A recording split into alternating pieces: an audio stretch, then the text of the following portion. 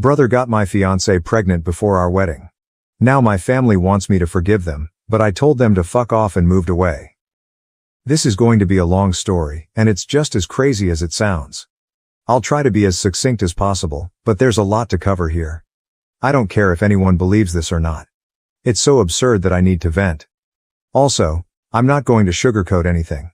But I will omit any specifics that could identify me to anyone who is unfamiliar with the scenario. I'm 32 years old, and until a few months ago, I was engaged to my 5-year girlfriend. We'll call her Sarah. My younger brother Mike is 29 and has always been the golden kid in our family. To truly grasp the gravity of this betrayal and why it has hit me so hard, I need to give you some background on my family and how we arrived at this point. Growing up, Mike could do no wrong in our parents' eyes, whereas I was continually chastised and punished for minor infractions. This wasn't your average sibling rivalry or subtle favoritism, it was obvious and intense. Mike would break something and I would be accused. He'd start a fight, and I'd get grounded. If we both got straight A's, he'd get a new video game console, and I'd get a pat on the back and a reminder to keep it up. Our parents, Tom and Linda, were constantly making excuses for their actions. Mike's younger, he needs more attention. Nor, you're the older one, you should know better. Nor, Mike's just more sensitive, we have to be careful with him. The relentless assault of false standards and gaslighting made me feel useless and despised in my own house. As we grew older, the preference became more evident. When I was accepted into a good college on a partial scholarship, my parents scarcely recognized it. However, when Mike opted to attend community college, they gave him a lavish celebration and purchased him a car to travel in. Never mind that I had been biking 5 miles each way to my part-time job for several years. I moved out as quickly as possible to avoid the toxic environment at home. I supported myself through college by working 2 jobs and taking out loans. Meanwhile, Mike dropped school after 1 semester, citing that college was not for him. Our parents wholeheartedly backed his decision, commending him for knowing himself and not conforming to societal expectations.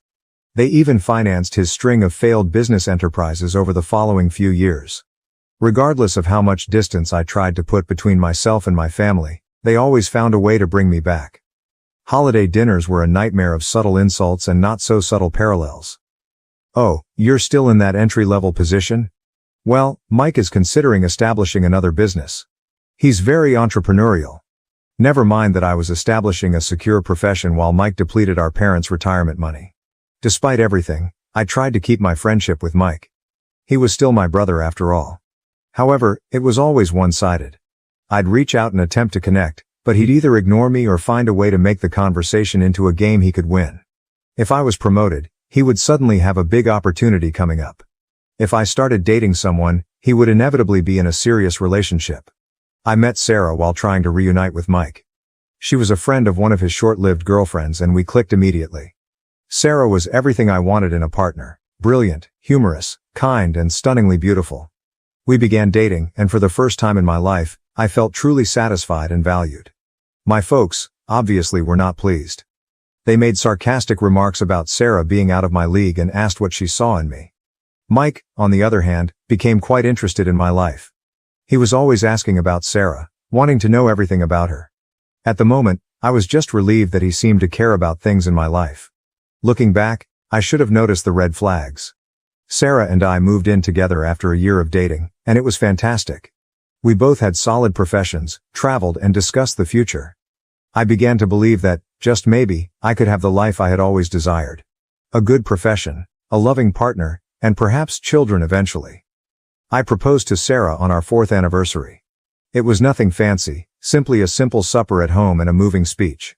I was ecstatic when she said yes. We planned to have a long engagement and spend our time arranging the wedding. We weren't rushing, we had our entire lives ahead of us, or so I believed. When we told my family about our engagement, their emotions were diverse, to say the least. My mother put on a fake smile and remarked, "Oh, how nice," in a tone that implied it was anything but.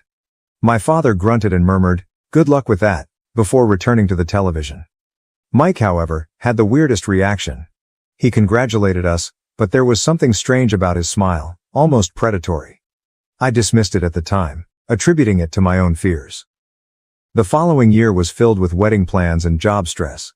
Sarah and I were both working long hours at our jobs to save up for the wedding and a down payment on a home. We hadn't seen each other as much as we used to, but I assumed it was simply a phase. Every partnership goes through difficult times, right? Looking back, I should have seen the indications. Sarah grew distant, always on her phone, smiling at texts from people she swiftly dismissed as business friends. She began going out more with her companions, arriving home late and smelling of wine and cologne. But I fully trusted her. I never considered that she may be cheating, let alone with my own brother. Sarah began acting strangely around 4 months ago. She was moody, irritated, and always nauseous.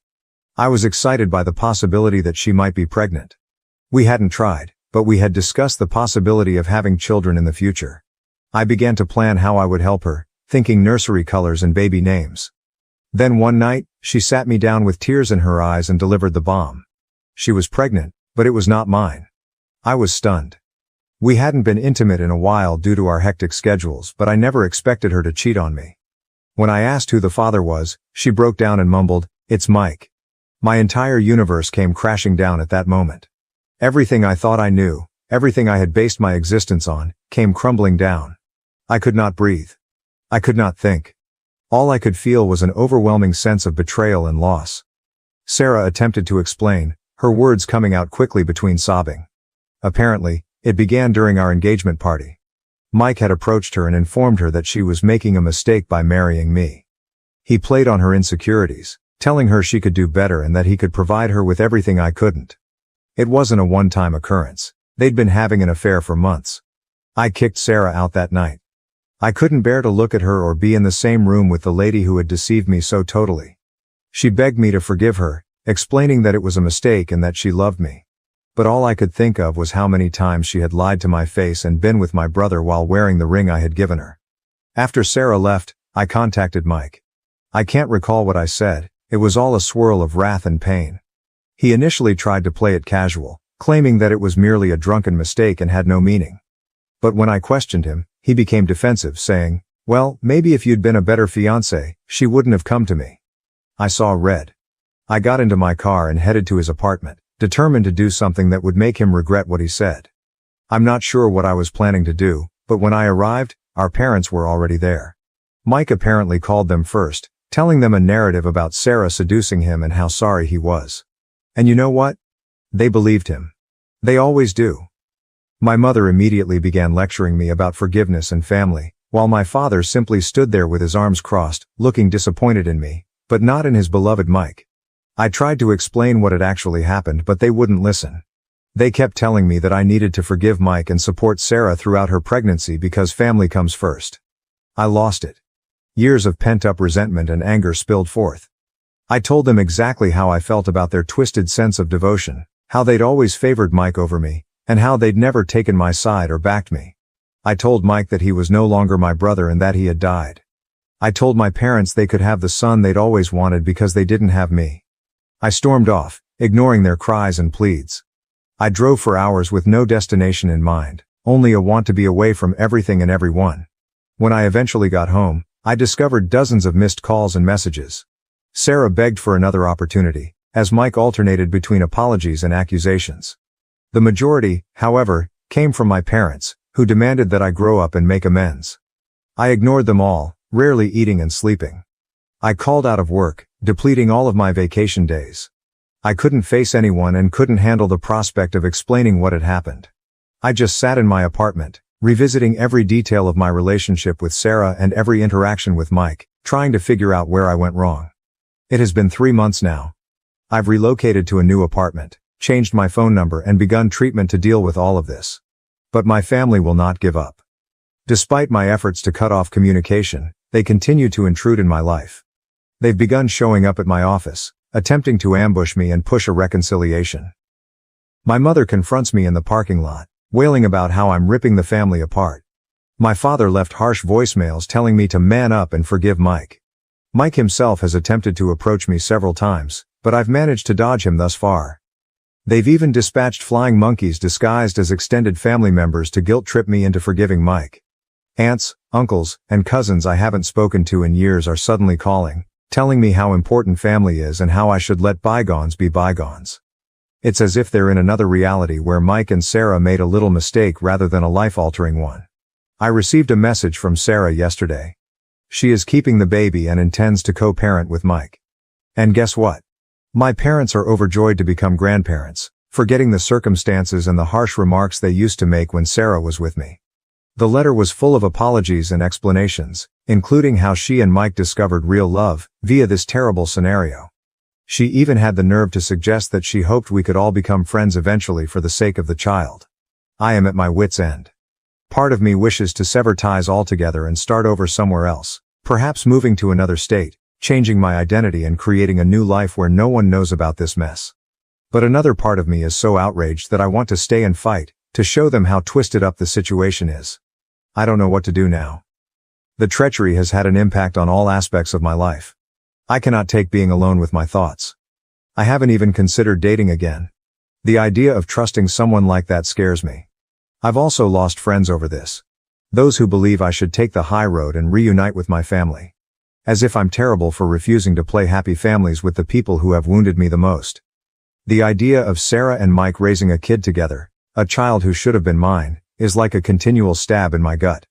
I understand cognitively that the child is innocent in all of this. It is not the baby's fault that its parents are lying, cheating scumbags, but I can't bring myself to feel good about its existence. My parents have begun to discuss how I should be involved in the child's life and how I will become an uncle. The concept makes me feel physically ill. How can I look at this youngster and not recognize the ultimate emblem of my brother's betrayal? So, Reddit, I guess my question is, am I the idiot for refusing to forgive my brother and ex-fiancé? Am I wrong to want to lose relations with my family over this? Any help on how to proceed would be greatly appreciated, as I now feel like I'm drowning in a sea of treachery and gaslighting. I apologize for the lengthy post.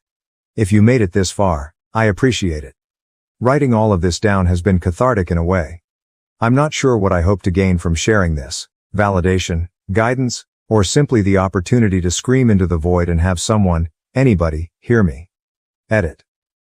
Holy God, this exploded up overnight. Thank you all for your help and advice. I'm astonished by the response, and it will take me some time to look through all of the comments. However, I wanted to answer a few typical questions. 1. Yes, I have consulted with a lawyer about getting a restraining order against my family. It is currently in progress. 2. I don't intend to have any contact with the baby. It's not the child's fault, but I can't become involved without losing my sanity. 3. For those who have inquired about my job, I have already spoken with HR about the situation. They are aware and supportive. They have strengthened security at the front desk and offered me the option to work from home more frequently. I am grateful for their understanding. 4. Many of you have inquired whether I had contemplated relocating to another city or state. It is definitely something I am thinking about. My company has offices in several other cities, so a transfer may be possible. I'm considering the advantages and cons. 5. To those suggesting a DNA test. Sarah acknowledged the affair, and the timeline is consistent. I see no reason to suspect the child is not Mike's. Even if it was mine, I doubt I could ever look at that child without thinking about this. 6. I've been overwhelmed by the number of people who have had similar experiences. It's upsetting to realize how widespread this type of betrayal is, but it's also strangely comforting to know that I'm not alone. Thank you all for being vulnerable and sharing. 7. To the individual who inquired if I had considered taking legal action against Mike for alienation of affection, I looked into it, but it is not recognized in my state. Even if it were, I don't think I have the energy for a legal battle right now. 8. Several people have noted that Mike's behavior appears narcissistic. I've started reading about narcissistic personality disorder, and much of it rings true. It helps me comprehend, but does not excuse, some of his acts. 9. Those who have inquired about Sarah's family are as startled and appalled as one could anticipate. They have cut off communication with her and have reached out to offer me their support. It's a minor comfort, but I value it. 10. To the individual who asked if I'd considered having my own children someday. Honestly, this entire experience has made me wonder whether I want to have a family at all. But I'm trying not to make any major decisions while I analyze everything. I'll keep you updated if anything big happens, but for the time being my focus is on recovering and moving ahead. Thank you again, Reddit. You have helped more than you realize. Your encouragement and suggestions have given me a lot to think about, and they have truly been a lifeline during this tough time. I may not be able to answer every remark, but please know that I read them all and they are making me feel less alone in this. Update. Hello Reddit. It's been approximately 2 weeks since my previous post, and it has been a full roller coaster. First, thank you all for your enormous support and suggestions. I never anticipated my post to go so viral, and going through all of your responses has been both upsetting and oddly reassuring. It's disturbing how regular this type of deception is. The last several weeks have been tough, to say the least. Remember how I said I was working on obtaining a restraining order? That evolved into a huge ordeal. My lawyer filed the paperwork and we had a hearing arranged. I assumed it would be simple, given the proof and the ongoing harassment, but I was mistaken. My parents arrived at the court with their own lawyer, some fancy guy in an expensive suit who likely charges more per hour than I do in a week.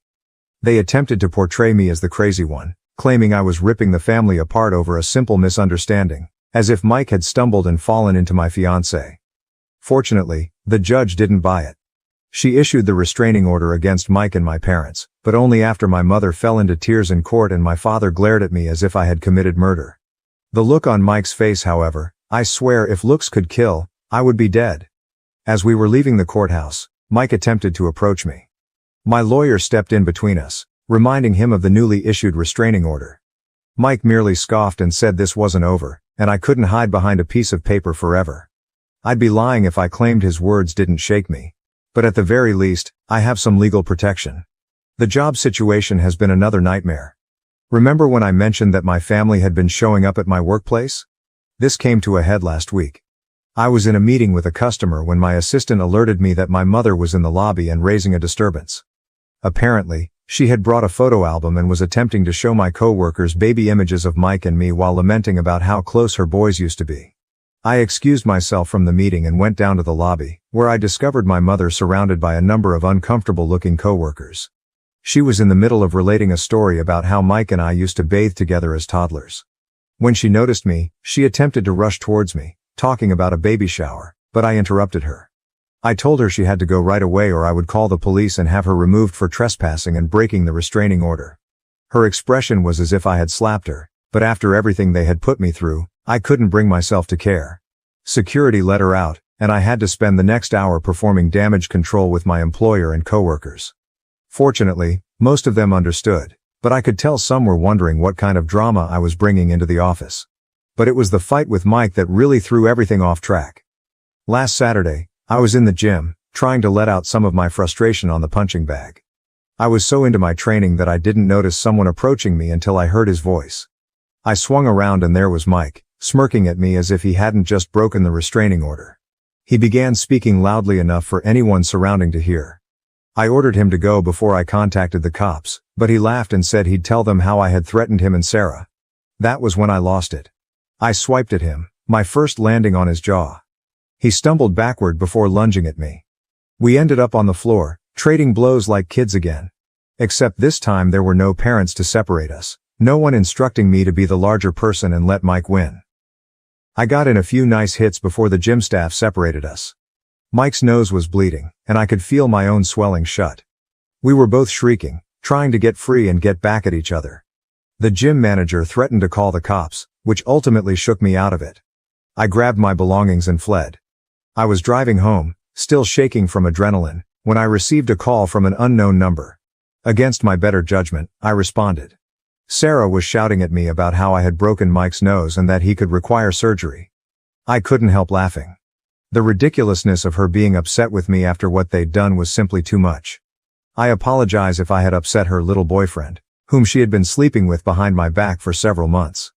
She began sobbing, complaining about how anxious she was, how the baby could detect her pain, and how I could be so selfish. I hung up and blocked her phone. The aftermath from the brawl was severe. The news had spread like wildfire throughout our social circle. My phone was flooded with texts from friends and family members, some supporting me, others calling me out for assaulting my poor defenseless brother. Sarah's parents contacted me again, expressing their support for me and their displeasure in their daughter. It was a minor consolation, but at this point, I'll take what I can. The restraining order does not seem adequate anymore. Mike has demonstrated his willingness to violate it, and I'm concerned about what he'll do next. The legal fallout has been a nightmare. My lawyer called me the day after the gym incident. Mike apparently filed assault accusations against me. I recounted what had happened. how Mike had violated the restraining order and provoked me. My lawyer groaned and said we'd fight it, but it might be a tough struggle considering that I threw the first punch. We are in the process of bringing our own charges against Mike for breaking the restraining order. My lawyer is convinced that this will benefit our case, but nothing is guaranteed. I've had to provide police statements, show them injuries on my face and knuckles, and justify defending myself against my own brother, which is humiliating. Mike and I have been banned from the gym for life. I can't blame them, but it's unfortunate that the gym was one of the few places where I felt like I could let out some of my frustration in a healthy manner. My cousin Amy, whom I've always been close to, called me the other day. She's taken a lot of pressure from her family for supporting me, but she's staying firm. She told me about what had been going on behind the scenes.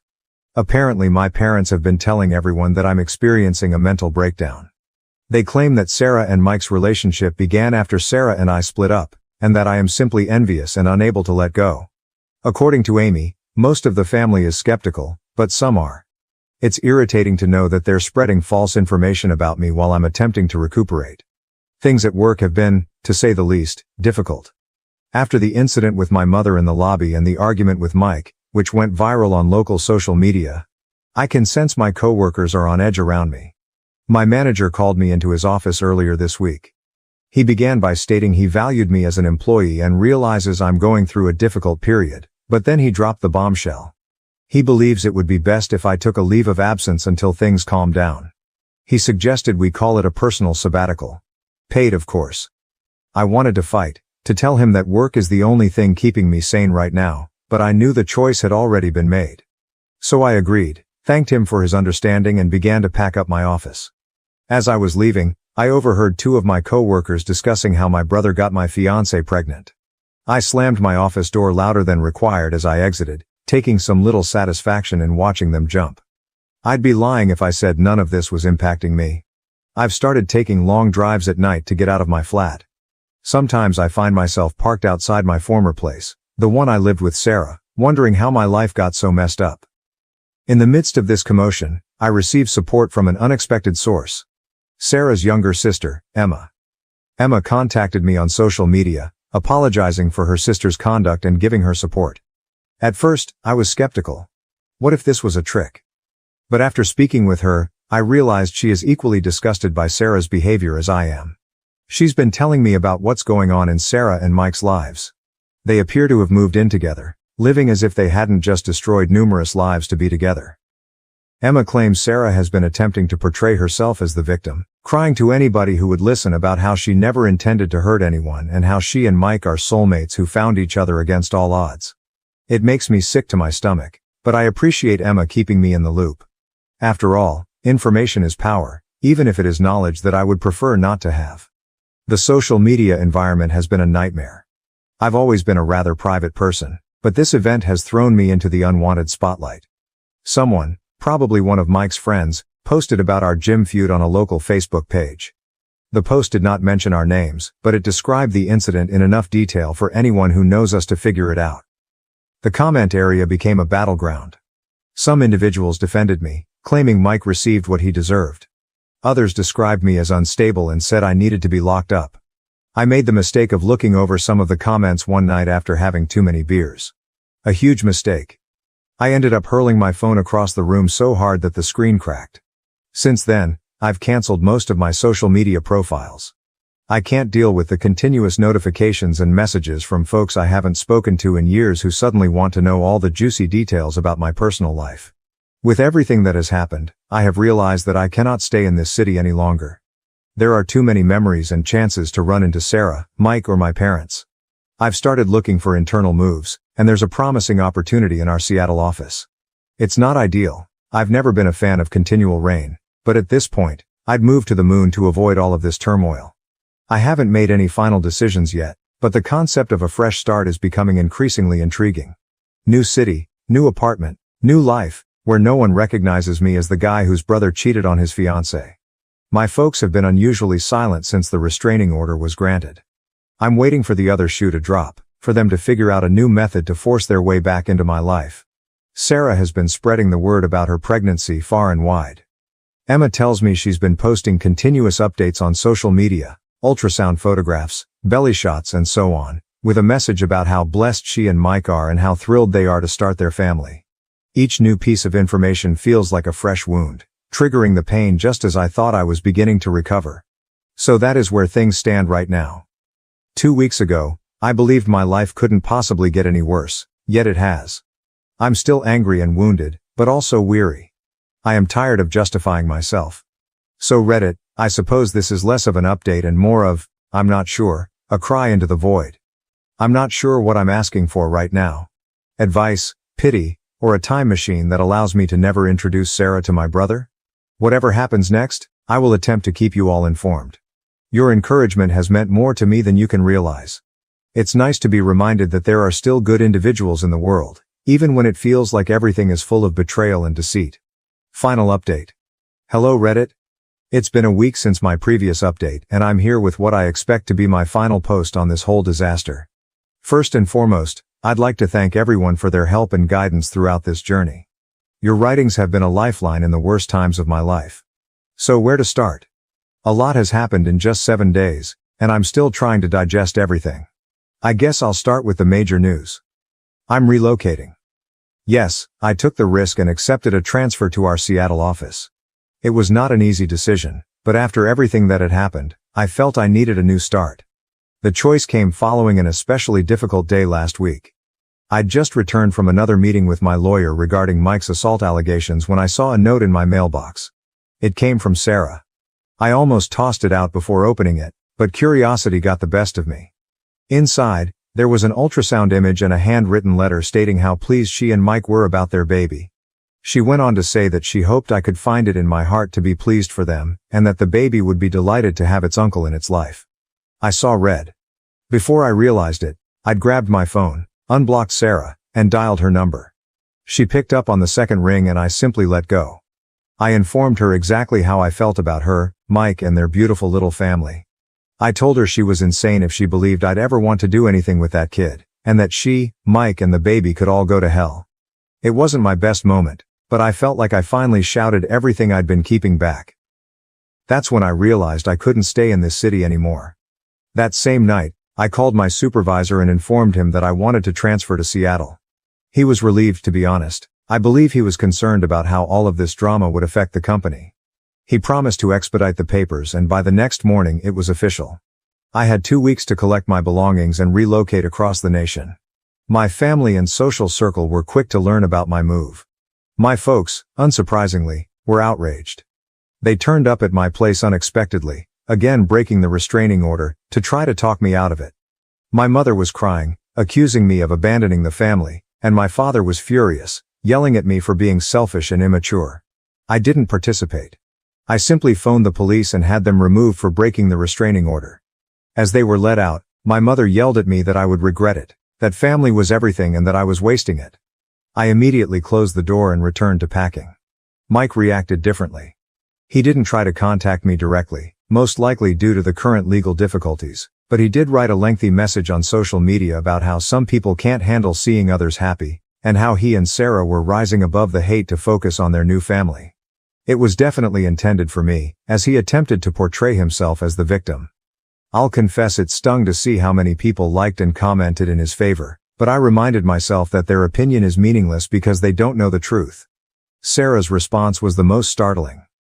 After our phone talk, she contacted her sister, Emma, who had been keeping me updated on Sarah and Mike's situation, as you may recall. Apparently, my statements had a greater impact than I had imagined. Emma informed me that Sarah had broken down, stating that she realized what she and Mike had done was terrible and was scared of the future. My cousin Amy, bless her, offered to help me pack. She even informed me more about what's going on with the family. Amy told me that my aunt, my mother's sister, had a heated argument with my mother, accusing her of always favoring Mike and pushing me away. My aunt complained that my parents were reaping the consequences of their years of favoritism. I can't say I'm not relieved to hear that someone is finally calling them out for their behavior. My lawyer assures me that my move will have no effect on the legal case, which is currently pending. We're still pursuing charges against Mike for breaching the restraining order and defending the assault accusations he brought against me. My lawyer seems certain that the judge will see through Mike's arguments, particularly considering his history of breaching the restraining order. The fact that I'm going across the nation should also show that I'm not a threat to Mike, which may help get his charges dropped. I don't know if I'll post any further updates after this. Part of starting over is putting the past behind, and as helpful as this group has been, I believe it is time for me to move on from revisiting this narrative. I need to focus on creating my new life rather than obsessing on the past. So I believe this is my final update. Wish me luck, Reddit. I've got a whole new life ahead of me in Seattle, and I intend to make the most of it. Thank you so much for staying till the end. If you enjoy our videos, don't forget to like, share and subscribe. Have a good day. Thank you for watching. If you haven't subscribed yet, please do so and hit the notification bell to stay updated with more shocking real-life stories happening around you.